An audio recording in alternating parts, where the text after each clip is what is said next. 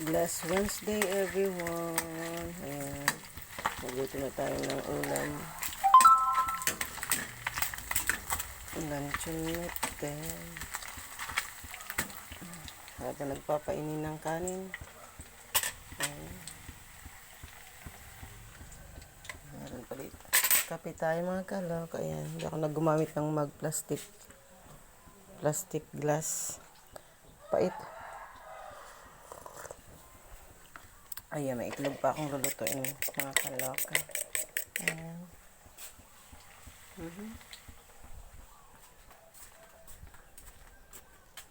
Gia, gising ka na, Gia. Good morning, Gia.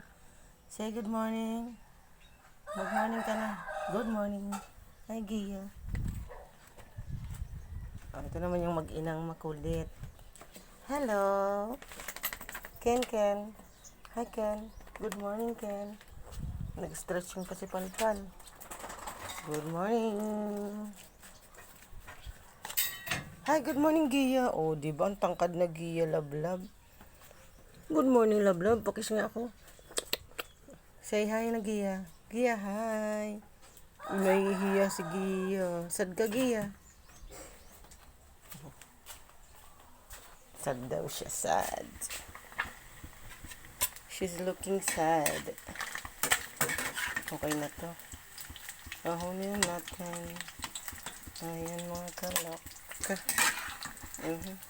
Aha.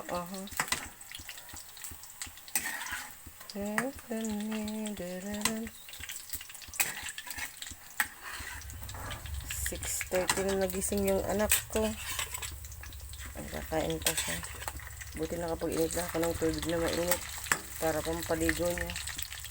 Ayan. Kunin ko yung burger dun sa iinitin ko.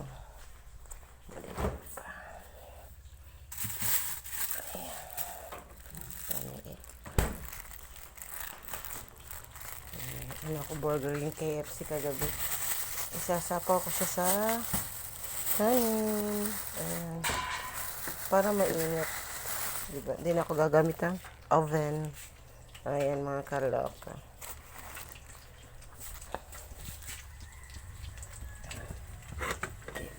Mindset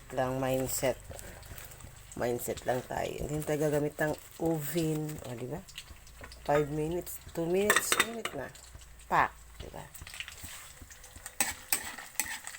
Lagyan. Mahinang apoy lang, o, diba?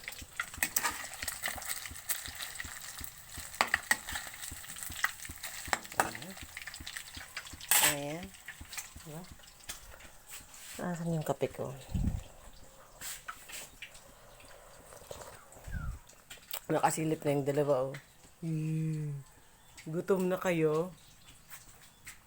Ha? Gutom na? Later na. Ayan. Parang tapan ng kafe ko.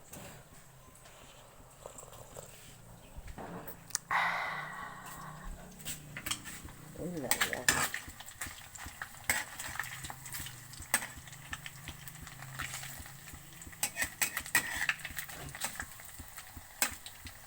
Diba?